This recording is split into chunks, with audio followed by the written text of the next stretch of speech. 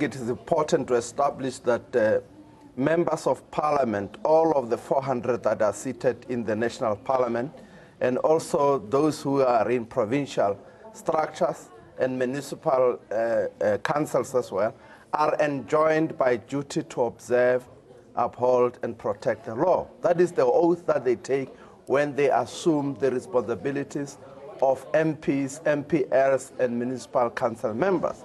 Malema is not an exception, that he has to uphold and protect the laws at all times.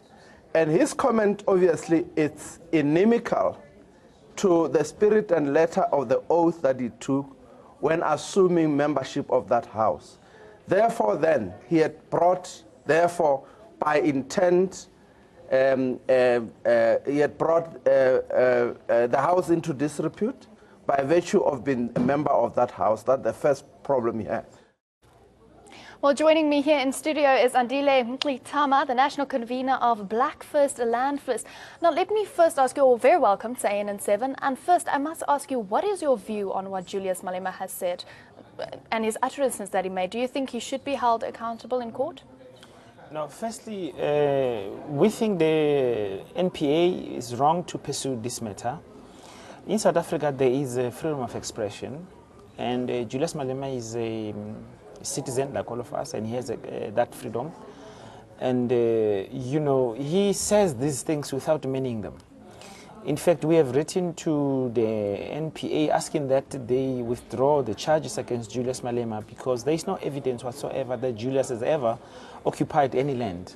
And generally, he speaks about land occupations towards elections so that he gets the poor landless people to vote for him. In practice, his whole politics is not about land repossession. He has already given white farm owners in Stellenbosch guarantees that his party will not occupy land which is used. In other words, he says black people can occupy unused land. And his organization has occupied a bit of municipality land here and there. When he was in London, he attacked the Zimbabwean Land Revolution, which is the most extensive and radical land transformation program. And he called it violent. Even a few days ago when they had a memorial on Fidel Castro, he came out again and called for President Mugabe to step down because President Mugabe has in fact undertaken a massive land redistribution program. So the NPA here is pursuing an innocent man for merely playing politics.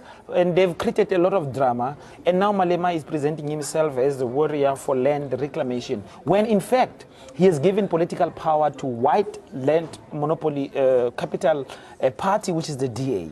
So in reality, in real terms, there is no evidence upon which you can pin him down to say he has taken any land. He has not led one land occupation. He's just a man who speaks, and he must be protected by the constitution of the country that allows freedom of expression. So we have written to the NPA. We are going to engage them, insist that they withdraw these charges because Julius Malema is an innocent man here. So you think it will be easy for him in court today to convince them that inciting violence is not a crime? Because I do know that there has indeed been occupation in Ward 13 in Sethakgi Kgomo who is led by an EFF council. Yeah, but occupying a bit of land in municipality to put up a check, this is not a program for land redistribution. 80% of the land is held by white landowners. Only 14% of the land is in state land. That would include municipality land. And so our people, long before Julius Malema, have always occupied land out of desperation, and they will continue to do so. But this does not change the fundamental patterns of land ownership, which is privately held ownership on farms. Right? And of course, that will extend to the mining areas. There is no land occupations there, and Julius has not led any land occupation. He has not organized any land occupation. He has given guarantees that his party will not occupy land in use. So what is then the basis for the National Prosecuting Authority to go after Julius Malema? It looks like a witch hunt. It's not necessary, and it's creating unnecessary drama. Leave the man alone. He speaks.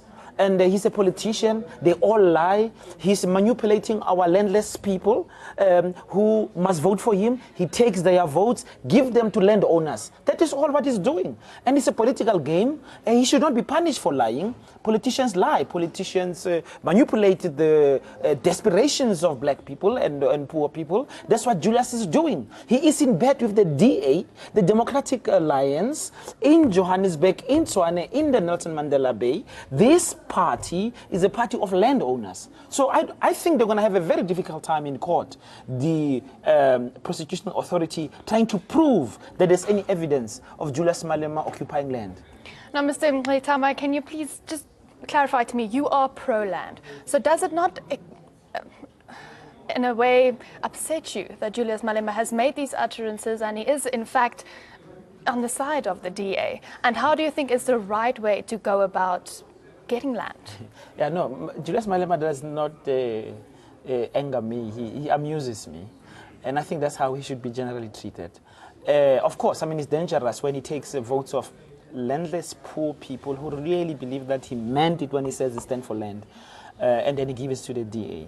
That does upset me, that he has done this. That's a proper sellout situation. I mean, he matches with land owners such as Johan Rupert. He has publicly asked for money, publicly, from Johan Rupert to help him to bring President Zuma down. He's part of the white monopoly capital. He was in London. We all know he met Robin Renwick, who is the representative of British imperialism, who has caused a lot of havoc in Africa, and he had the secret meetings with them. So he represents the interests of white capital, but he speaks black, he acts white. So the right way of doing land is precisely actually occupying land, not out of revenge, but out of doing it as a redress of the historical injustice, and not to occupy land for building a shack, but occupying land so that we can have agricultural reproduction, our culture, and mining as well, because mining is dependent on land.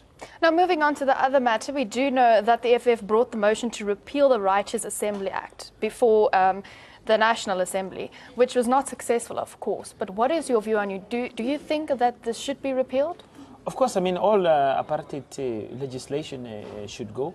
But of course, our argument is that the Constitution, I mean, the EFF must make a decision also.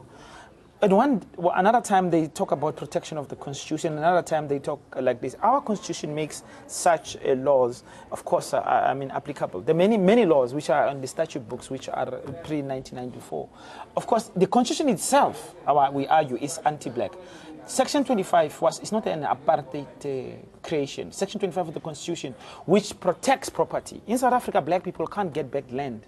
Land is protected, so we can only buy back the land. Meaning that land which was stolen from us is now being given legitimate and legal status by this new post-1994 Constitution. You know, some people like Julius and them like fighting on the small issues on the side.